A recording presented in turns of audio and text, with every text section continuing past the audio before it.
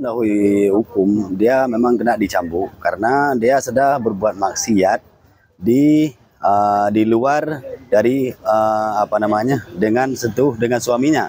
Karena kalau kita dengar suaminya sudah 2 tahun begitu ya, sudah 2 tahun di penjara, sementara dia hamil 7 bulan. Jadi mungkin dari keterangan tersebut kita bisa mengambil lebih lanjut untuk kita proses yang perempuan tersebut dan untuk bisa dicambuk, begitu saja.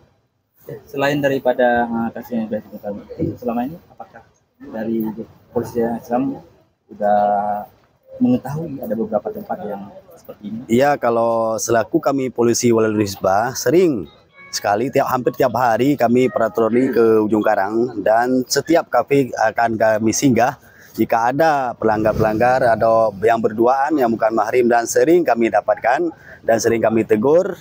Insyaallah selama ini sudah banyak kafe-kafe yang ada di Ujung Karang ini sudah berubah dan sudah diperbaiki tempatnya.